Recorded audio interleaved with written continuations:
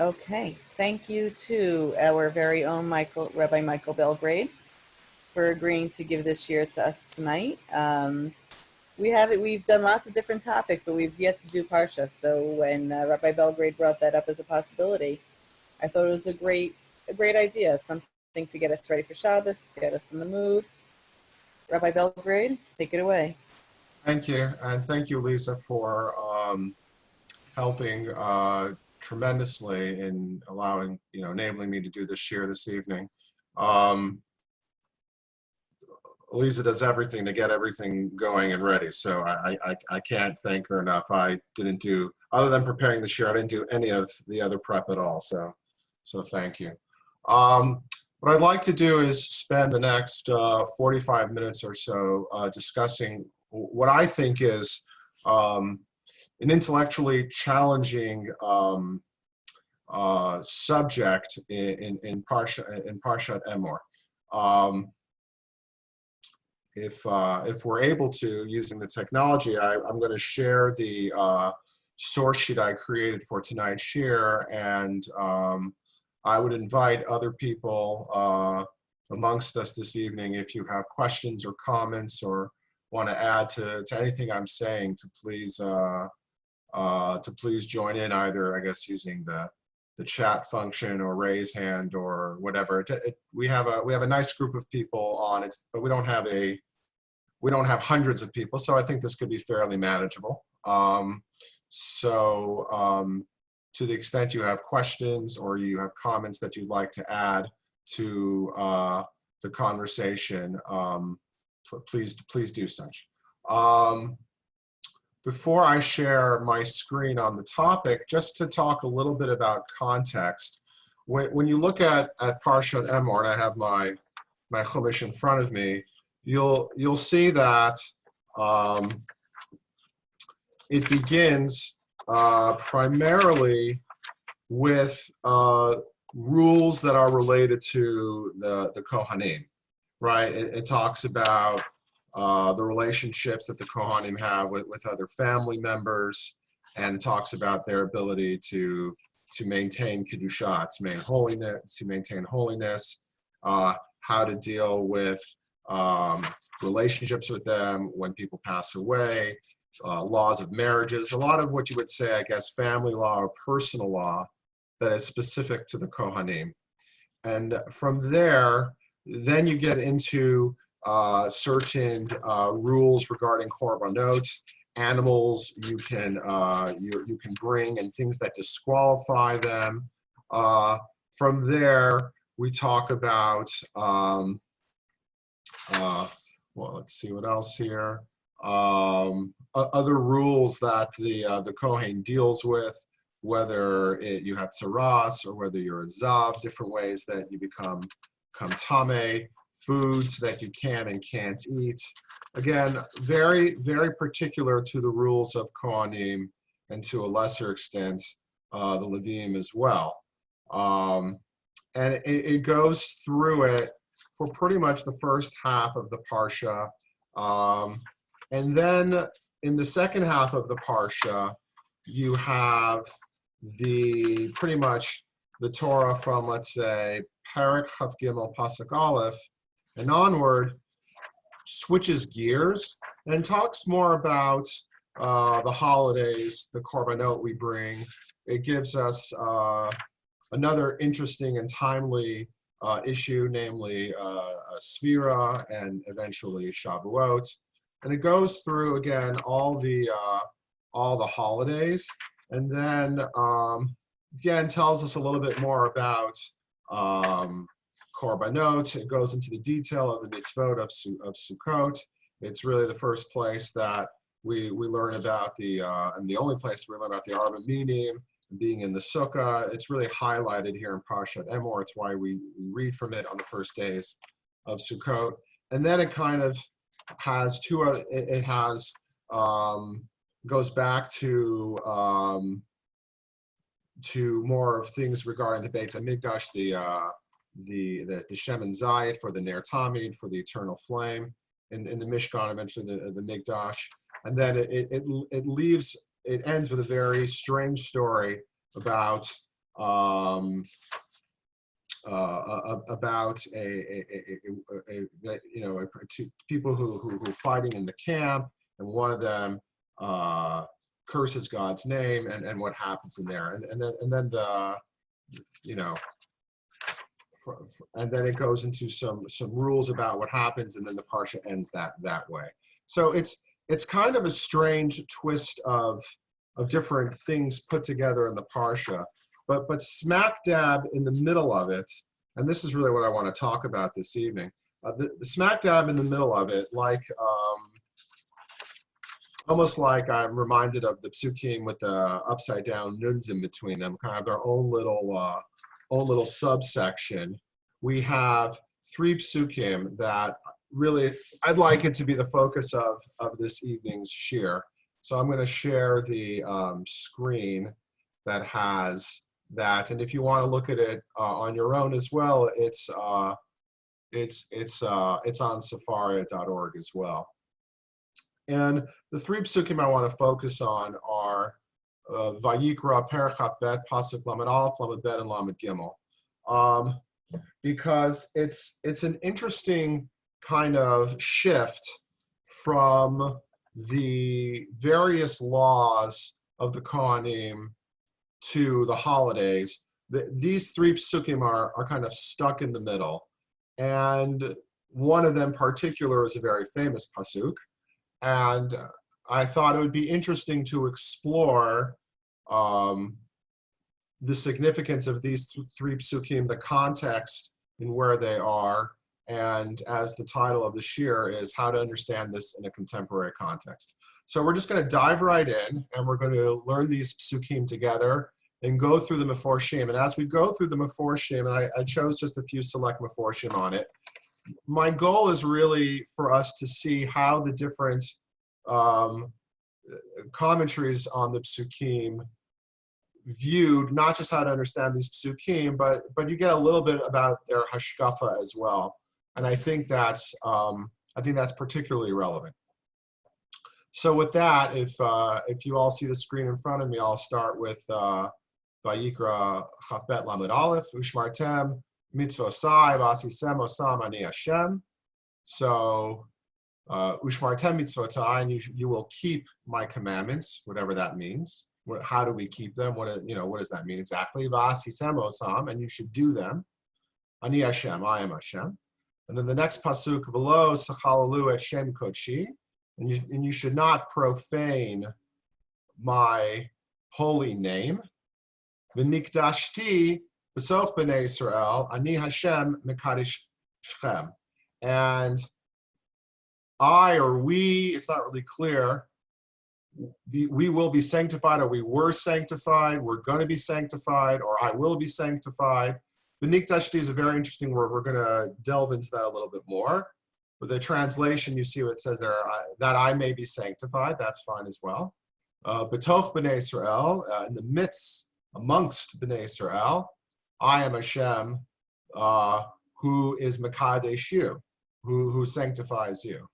Hamotzi eschem me'eretz Yisrael lios lachem la'lokim ani Hashem, the one that took you out of the land of Egypt in order for you, for you that I will be your God, right? I am Hashem. So before we get into the Meforshim, just a few questions that I want to pose for us to think about as we do this. One, what does it mean to keep mitzvos? I'm keeping the mitzvos.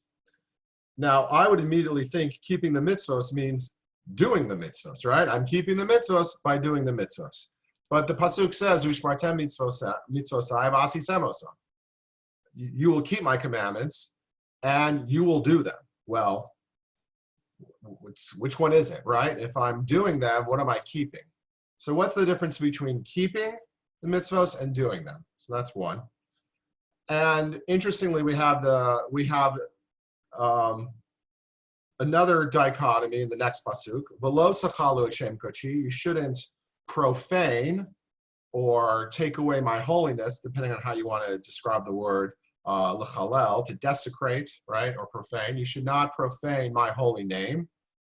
Okay, so don't so what does that mean? How do I avoid, or how do we avoid doing that action, right?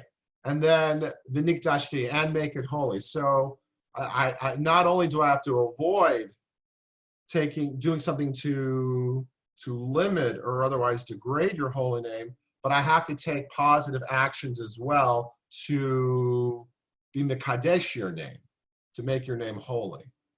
So how does that work? How does that work? And then what's the connection between that and the Exodus, right? Why does it matter that that Hashem took us out of Egypt? How is Hashem taking us out of Egypt connected to those two psukim?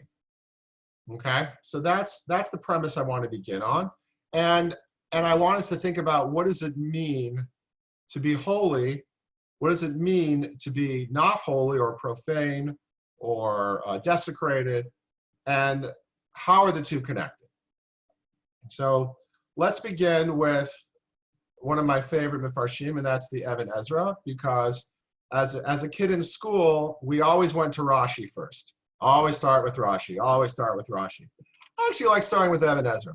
It's different, and he has a very interesting take on Pshat, which is not always the same as Rashi.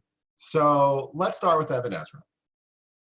So if you recall, my first question was, what's the difference between Shmirah and Asiyah, keeping mitzvos and doing mitzvos? So Even Ezra says, Ushmartem mitzvosai balev. Keep my mitzvot, how? Balev, in your heart. The translation there says in your thoughts. Lev means heart, and the two usually mean the same. So according to Even Ezra, you're keeping mitzvos by having them in your heart.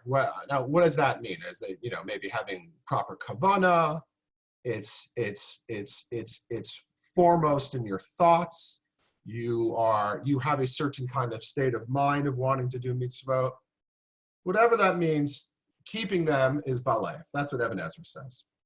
And if that's keeping them, then what's doing them? Vasitem otam ani Hashem, and do them, I am Hashem. So Even Ezra really focuses on the ani Hashem, I am Hashem. Why does it say ani Hashem? Well, we know you're Hashem. She'echkor ma sheyesh balev ve'era'eh kol ha'asui. Because I will do chakira, I will investigate what is inside your heart, and I will see everything you've done. So Hashem is really giving us a tall order, according to the Even Ezra. It's really not good enough just to do mitzvahs. Do mitzvahs. Okay, that's fine. But what the Even Ezra is saying, he's going a step further. He's like, the hashkafa of your mitzvot, the way you do your mitzvot, why you're doing your mitzvot, that's going to be part of the accountability as well. It's not enough that you're just doing mitzvahs. People could do mitzvahs for all kinds of reasons. And sometimes, we do things for all kinds of reasons, and not always for the best reason. And Even Ezra is telling us that not only the mitzvahs we do, but how we do them, and what's in our kavana, what are our thoughts, how are we preparing ourselves to do these mitzvahs and thinking about these mitzvahs is part of the accountability as well. It's not enough just to do mitzvahs. You have to have the proper mindset. So then if you look at the next pasuk, according to the Even Ezra, B'ta'am v'lo techalu et shem kodshi. So then why does it so great? If we know all that, then why do we have this v'lo techalu shem kodshi? Don't desecrate, don't profane my holy name. So Even Ezra, being the pshatist that he is, goes straight to what was said before this. Im b'nei Aaron yidaber, ki Parshat davka. The heim hamutsuyim shelo yishchatu lahem, ol Yisrael aim ubein b'yom echad. So this pasuk is not really for the entire audience. It's really for the Bnei Aaron, because what we've been saying up until now has to do with all these mitzvos that the children of Aaron have to do, whether it's shlita and you can't kill an animal and one of its children on the same day, and all these things. And his proof is, Achar Kain, Diber B'nai Israel, the Ad Sheni, V'nigdashim Toch B'nai Israel. In other words, Lo Tzachalu Et Shem Kodeshi, you, B'nai Aaron, don't desecrate my name. V'nigdashti, and I will be holy, B'toch B'nai Israel. By you, B'nai Aaron, not desecrating my name, I will be holy in front of all B'nai Israel. So, before we get to Rashi, I just want to spend another minute on this. It's an interesting hashkafa I think the Even Ezra is bringing up. What I think he's doing is, he's talking about the examples of the community and really creating a very high bar. You know, at the end of the day, the B'nai Aaron are doing all these various forms of avodah.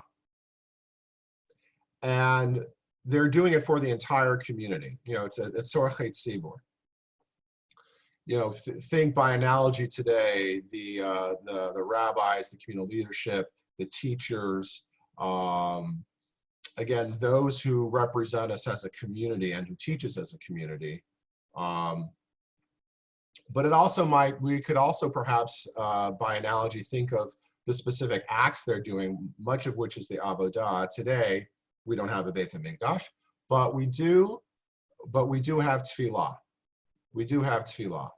And our tefillah, at the very least, is the closest to avodah. And the Even Ezra's explanation of doing mitzvot in our heart, and we will be seen by Hashem by our actions, is not limited just to mitzvot, but there's something particular to the work of B'nai Aaron as well, whether it's the teaching in the community, but I really want to focus more on the tefillah as well. The tefillah is going to be a repeating theme that we'll be discussing over these psukim. So it's just something to bear in mind. So that's the Even Ezra's point of view. Now we're going to move over to Rashi. And Rashi takes what I would say is an approach that we are far more familiar with. Ushmartem. So according to Rashi, what is this shmirah? How are we keeping mitzvot? Zoha Mishnah. So in the translation there says that this implies the study of the commandments. I would say Mishnah means Mishnah. It means studying Mishnah, or it can be learning in general, or it could be learning halacha, learning how to do things. Mishnah typically is seen as more of a halachic learning versus, let's say, Gemara, right? And v'asitem zeh hamaseh, zeh hamaisa. That's the doing. So you learn the halachas, you're very pshat, very, good litvak, good yekish, right? You learn the halachas, do the mitzvahs. Plain Jane, right? Ushmartem v'asitem. No one's digging behind in the back of your brain and your heart to see exactly what you're thinking. That's more of Even Ezra. Rashi's more new. You gotta learn. You gotta do. We're not gonna go behind the screen. We wanna see more. Tachlis. What are you getting done? So then we look to the middle pasuk of the three, V'lo sechalalu. So again, very shot. La'avor al dvarai mizidin, or mezidin. Like, don't transgress on my words on purpose, like willfully. So, learn my mitzvos, do my mitzvos. So it's like kind of levels, right? First you have to learn, then you have to do, and then don't purposely transgress my mitzvot, right? Don't mess up. Now that you've learned and now that you're doing, don't mess up along the way. Okay, so that's a lo sechalalu. But then the next question is, what's v'nikdashti? So Rashi gives a very extreme, and you'll see why in a second, a very extreme example of what v'nikdashti means. And we're going to see different Meforshim give different explanations that aren't as extreme. But Rashi's is a very simple but very extreme explanation. V'nikdashti mesor atzmecha b'kadesh shemi. Give over yourself, Mesiras Nefesh, and sanctify my name. Yachol b'yachid, you could do that on your own. Talmud Lomar B'soch B'nai Yisrael. Doing this action of being Moser Nefesh is not an individual exercise according to Rashi. And Rashi, of course, has the sources to back it up. It's one that requires a communal interaction. It has to be within the community. You can't be Moser Nefesh for the purposes of this pasuk on your own. And he gives some really graphic examples. Moser Atzmar Yismar al Atzma al Menas Lamus. When you're being Moser Nefesh, you're doing it on pain of death. So it's pretty extreme. This is not just, oh, I'm being Moser Nefesh. No, it's being Moser Nefesh. And more than that, Shekol Moser Atzmo al Menas Hanes Enosin Lo Hanes. If you think you're going to be Moser Nefesh and God will bail you out with a miracle, no good. This doesn't work. Shekain Matzina v'Chananya Mishael v'Azariah, right? He gives an example of Chananya, Mishael, and Azariah, who, as many of us know, this is the book of Daniel, where Nebuchadnezzar throws them into the fiery furnace, and they end up not getting killed. So if you look at the Psukim in Daniel, it particularly says that, yes, Hashem could save us, but we're not relying on that. So because they weren't relying in Somchinal on this, they weren't relying on Hashem to save them, they fulfilled this mitzvah of the Nikdashti, and Hashem in fact did save them. But they weren't doing it knowing that, I know Hashem's going to save me, so I'm going to throw myself into the fire. A big hashkafic issue as well, too. We don't put ourselves in scenarios where we say Hashem's going to do a nace. We don't rely on it. Okay. And then why do we have the third pasuk? So Rashi explains, I took you out of Egypt for this reason. This is why I took you out of Egypt. That's pretty big, pretty high standard. I took you out of Egypt in order for you to be able to be Moser Nefesh. Ani Hashem. And by the way, even though I'm not going to necessarily save you, Ne'eman l'shalem sachar, you will be rewarded. So whether I save you or don't save you, he's Hashem saying, my word is my bond. I'm good here. I'll be able to I'll be able to pay. So we have a really interesting distinction right now between Even Ezra and Rashi. Even Ezra on the one hand says, look, this is really about the paradigms of our community, and they're having this real, significant kavanah before they do their mitzvos, and they will be the examples to the community. That's Even Ezra. Rashi says, no, this is for everyone. You learn, you do mitzvos, you don't transgress on those mitzvahs on purpose, meaning if you make a mistake, you make a mistake, but you definitely don't do it on purpose. And the bonus round is if the ultimate in Kedusha is being Moser Nefesh, which is, again, an extraordinarily high standard. I can't speak for anyone else. I'll speak for myself. I think that's pretty hard to do.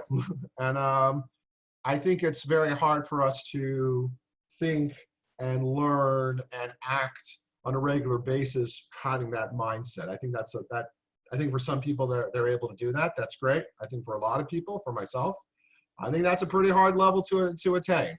So is Kedusha only for the Kohanim? And is it only for those who have that highest level of Kedusha? And for everyone else, we're all in the profane camp. We're all in we're not necessarily the worst, but we're definitely not on the Mikudash.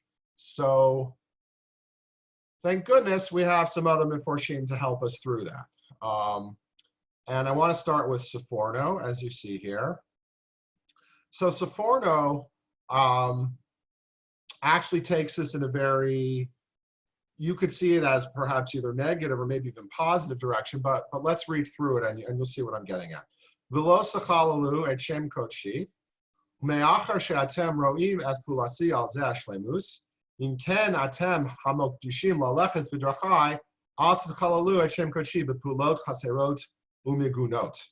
right? So after you see all my actions, all my miracles that I've done, right? All these great things I've done. If so, you will then be mikudah, you will then be holy to walk in my path, right? You'll follow the path I've set out for you. But don't desecrate my name by doing actions that would be chaser or miguneh, that would be less than or depraved.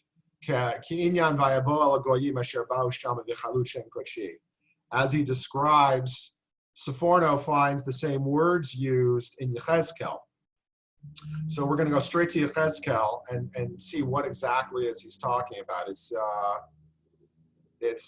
1, 2, 3, 4, 5 sukkim, and we'll just go through it quickly just to get an idea of what is Sephorno coming to on this.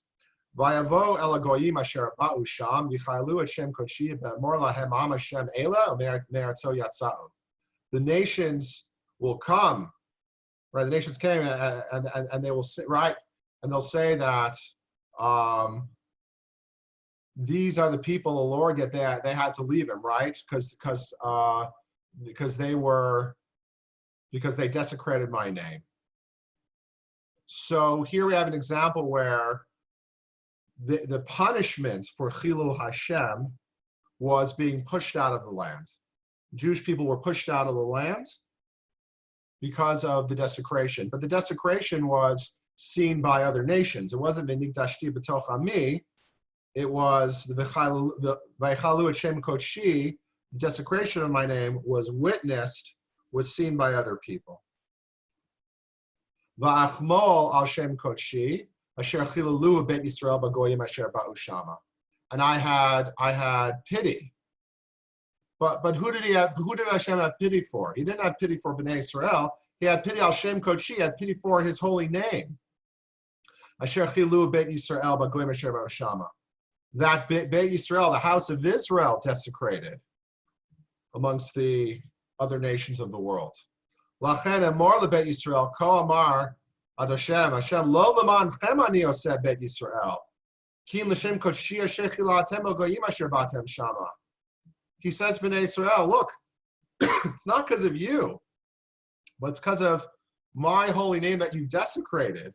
Because Shmi Agadol Hamchulabo Gim Asher Chilatem b'tocham yadu goyim ki ani Hashem because Shibach Shem lelechem. Hashem's saying, look, whatever actions I'm going to take, it's not because of you, Bnei Israel. It's because I have to show the other nations of the world who I am, and I'm holy. And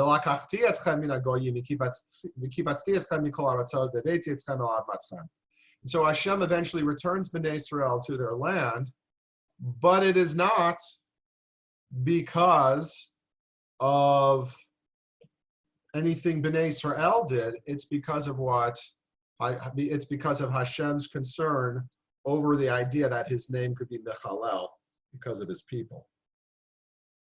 So there's kind of a two-sided coin to this, I think. On the one hand, I think the first reaction when I read this is pretty bad, right? That we didn't do right here, and by being Mechalel Hashem's name, we were exiled. And we were Mechalel Hashem's name by what the other nations of the world saw. They saw that we, the Jewish people, were not behaving to our potential, to the way we were supposed to. So on the one hand, this could look a little bit on the depressing side. But the flip to me is that, I would say irrespective of how bad things get, Hashem will always return us. Meaning, even if we don't always get it right, Hashem will still have mercy on us, even if we don't always deserve it. Which I think is kind of extraordinary if you think about that for a second. That sometimes we can't get it right. Sometimes we don't get it right. And even then, Hashem will eventually return us. So to me, there's oddly a nechama to this story and to these psukim as well. That again, it's a very high level, this area of kedusha we're talking about. We're not always able to meet it, And so we might be punished for it initially, and the punishment might be pretty darn bad, but then eventually Hashem will return us back to our land. I guess the last thing I want to say about this is that this is particular about the Jewish people in in Israel itself and Galus. So something for us to think about as well, just as a lingering thought. Okay. So if you look towards the Seforno, this is this kind of plays a little bit into what we just talked about a second ago. How much, and this is really on the latter part of the Psukim, the Seforno comments on. Liot manhig etchem biltiem zai kimishpani dalim mechomer biotchem elchim b'darchai kedushati kamru el derech hagoyim al talamdu me'atot hashemayim al tachotu. So, and this kind of, I think, goes more into the how or the why this type of either connection to Hashem or galut occurs. Hashem does not use, and we learned this, of course, when it came to the plagues in Egypt, when you read the Haggadah, right, that it's Hashem himself that did it, it wasn't any intermediaries. Well, the Seforno says the same thing about the relationship between Hashem and Bnei Israel.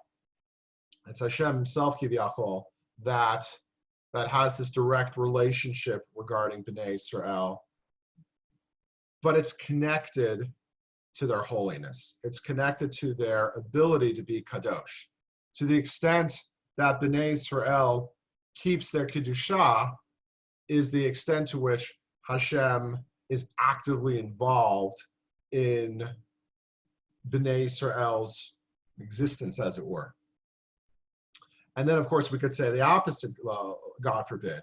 To the extent that we don't have the kedusha, then Hashem is not as actively involved. And so you see that in the next pasuk. Ani Hashem lo shanitu me'az im lo yiyu avonotechem ma'avdilim benechem uven elokechem kamru kimetzetcha mitzrayim. Again, it's this way we distinguish ourselves, having this kedusha and having this relationship with HaKadosh Baruch Hu is interlinked with our ability to act in ways that were different than the nations that existed at the time.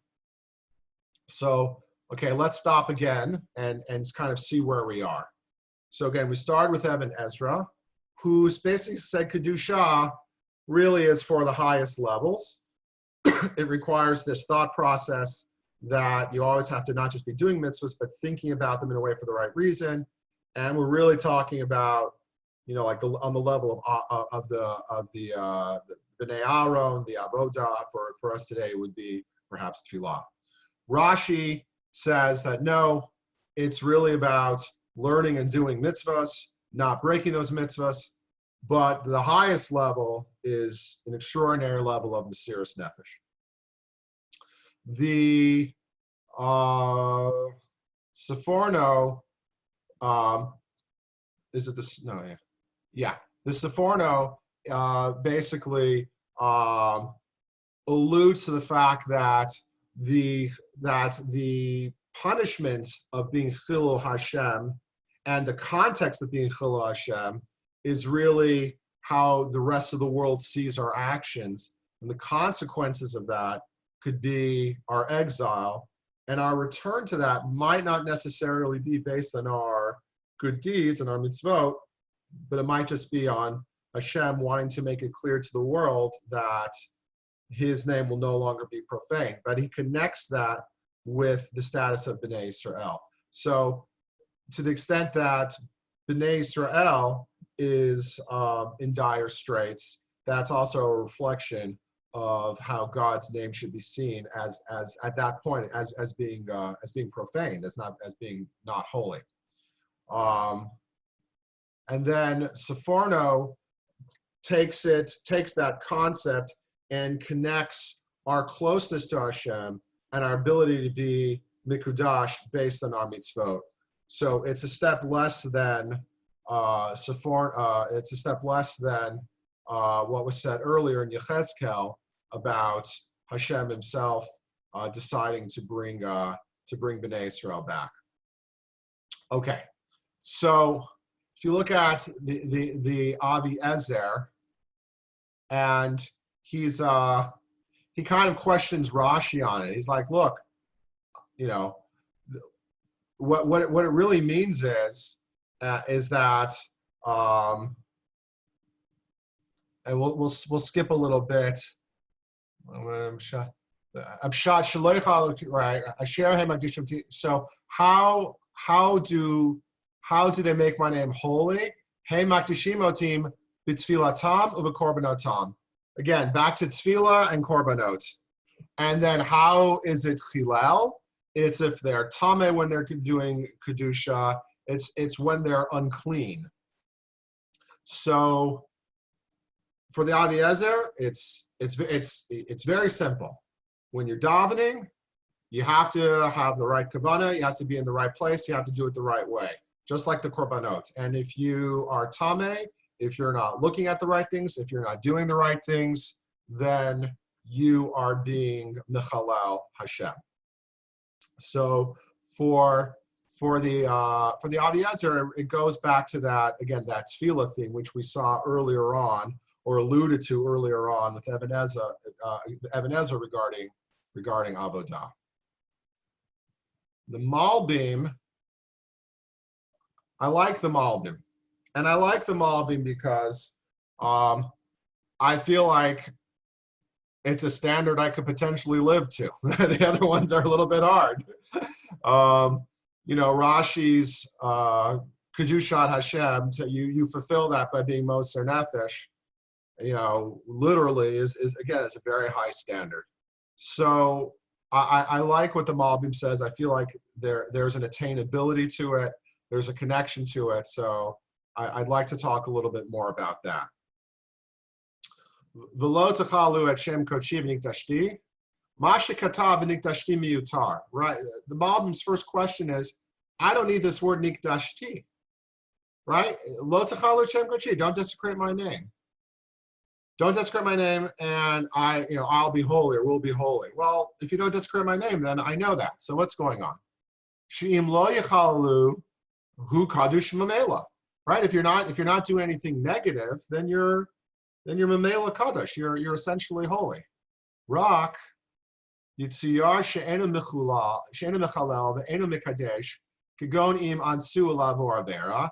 She mechalel achar shu muchrach al maseh v'chol lo kidesh uvizet siva she'agdishu gam az al yedei shemasu Hashem v'kedushat Hashem. So it goes back to the being moser nefesh again, but in other words, it's more, if you want to do the second thing, you have to be moser nefesh, but in this way, he is not as extreme as the way as Rashi is. So ukdushat shemo yitbarach yeh al yadai betvarim. So the Kedusha of Hashem's holy name can come through two things, two places. Al yedei amasim tovim shiasu am kedosho, based on the good deeds. It's very interesting. He doesn't say the mitzvahs. He says the masim tovim. I think it's very. I don't know if that's I have to imagine that's purposeful, but the Malbim is saying he wants masim tovim that his holy nation Bnei Israel will do. And through the miracles and wonders that Hashem does in the world. In other words, we fulfill the word of the nikdashti by two prongs. On our end of the bargain, it's by doing good deeds. And Hashem's end of the bargain, it's by doing miracles and wonders. So that's really quite a statement. And it's very different than everything we've learned so far. And it's actually, I think, very different than any time I've learned these psukim and how it's been taught to me before. I find this to be really, really interesting. If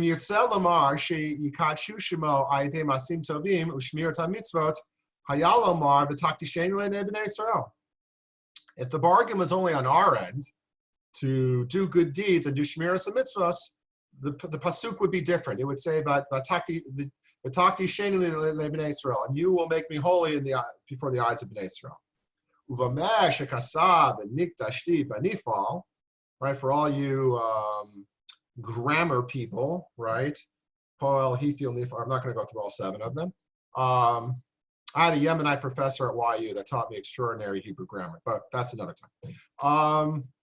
But why was the word nikdashi in benifal? Why was that used? Romez gamkein ki azi kadesh adeshi lahem nisim nifalot v'shiyador hateva.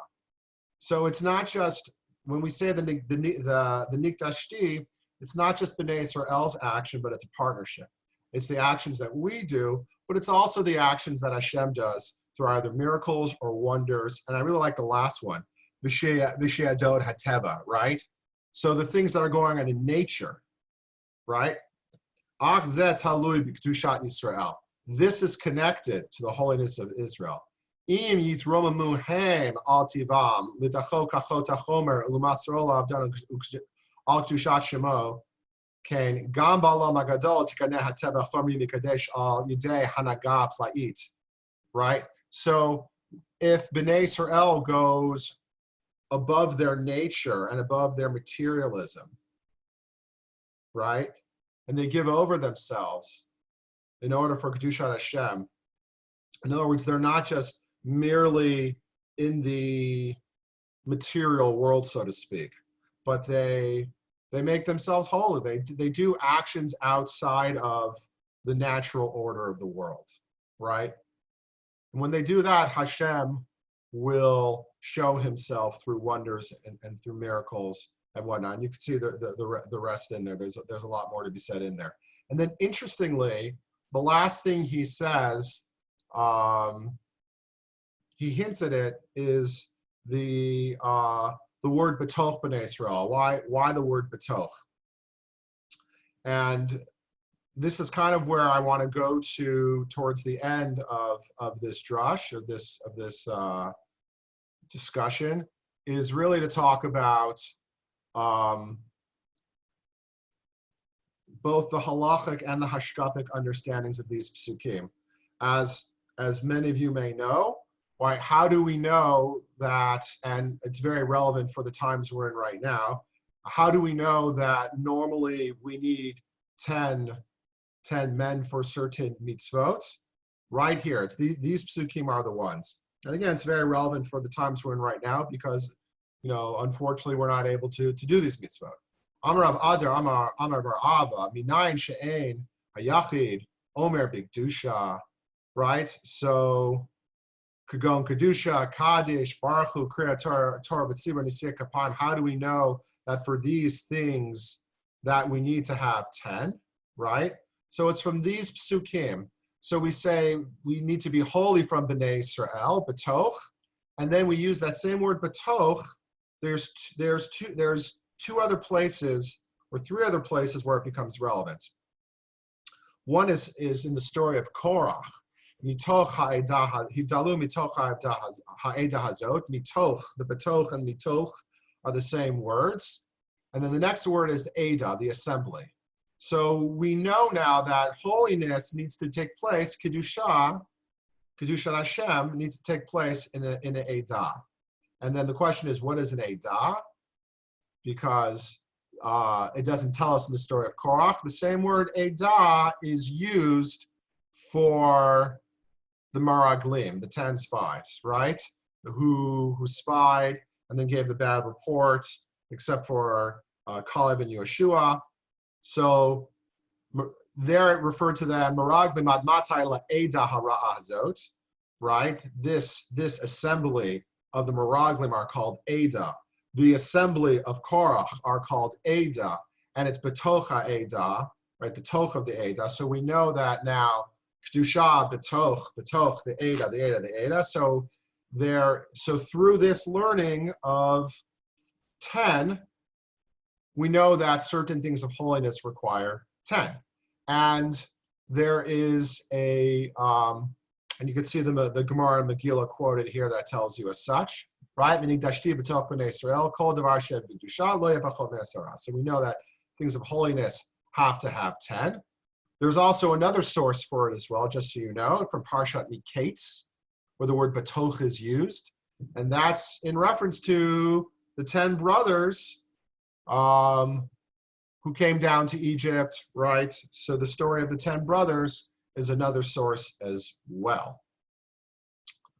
But then, so the question that I had is, okay, that's all nice and good.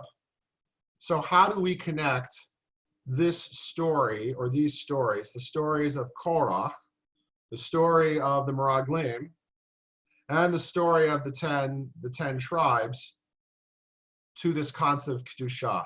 I mean, it's kind of odd if you think about it, that here we are, we're trying to figure out ways to be, okay, someone is marking up my sheet right now. I don't know who did that, but if you can undo that, that would be great. Thanks. How do we connect these stories, which are very negative, I would say, to the concept of Kiddusha, right? We're only supposed to do these, thank you. We're only supposed to do these certain actions like Kiddusha, like Kaddish with a minyan, yet the examples we use, all three of them, were for things that were less than holy. And, perhaps that's the point. Maybe that is in fact the point, that we take these negative things that occurred in our history, and we use it as a means, as a tool, as a trying to think of the right word, but I can't, as a catalyst, that's the word. We use it as a catalyst for something ultimately positive. And maybe that's the whole point, right? Maybe that's the whole point. The whole point of these psukim, smack dab in the middle of all the service of Aharon on the one, of the children of Aharon on the one hand, and then all the holidays that all Bnei Israel are going to keep, and having this in the middle is reminding us that whether you're on like the highest level of the Bnei Aharon, right, whether it's that kind of hashkafra from Evan Ezra, or it's the Rashi perspective of learning and doing and going to the highest level, or even when things don't work out so well, Hashem will bring us back, right, from the story of the Chezkel. Or what I'd like to look at really is the Malbim, kind of this partnership, how we are V'nikdashti, our paradigm of being Mikudash isn't by necessarily always throwing ourselves into the fiery furnace. I don't recommend that. But doing Ma'asim Tovim, by doing Ma'asim Tovim and by doing mitzvot. And when we do that, Hashem shows his partnership with us. And that doesn't require a minyan. It doesn't require a minyan. Ma'asim Tovim, and especially right now where we can have a minyan, especially right now where we really need each other more than ever, really requires the Ma'asim Tovim. So the contemporary context of this Parsha is that in spite of the fact that we cannot be Mikudash with minyan right now, and we don't have a Beit HaMikdash to be Mikudash that way either, and we are not, hopefully, needing to be Moser Nefesh in the most extreme possible way. We still can and we still should find ways to be Mikadesh in that partnership with Hashem. And how do we do that? We do that through Ma'asim Tovim. And especially contemporarily, right now in our time where we can't do these other things, that's the way we do it. And that is potentially the tikkun to those three examples as well, right? The Adat Korach, if they were focused more on Ma'asim Tovim and not their own self-aggrandizement, that story could have ended up differently.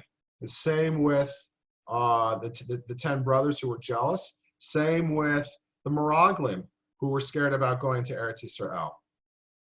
We use those examples to bring Kiddusha, to remind us that the same way that we can do things that can lower us, that we could be Mechalel Shem Kodeshi, we could use those same things to get the opposite result. We could do Ma'asim Tovim, we can do mitzvot, we can take care of each other at a time where we need to do it most. There's more in the sheet, but I think I'm just going to end on that. If anyone has any questions or want to discuss anything, That's great. And if not, thank you everyone for joining me this evening. And I want to wish everyone a good Shabbos, a Shabbat Shalom, and look forward to seeing you soon.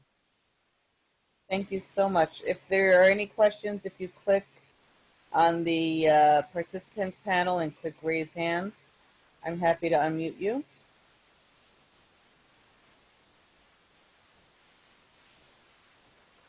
Okay, then I will say thank you very much for this share. It was actually quite interesting, and I enjoyed it thoroughly, as I'm sure everybody else did. Thank you all, and have a wonderful Shabbos. Bye, everyone. Good Shabbos. Thanks again, Lisa.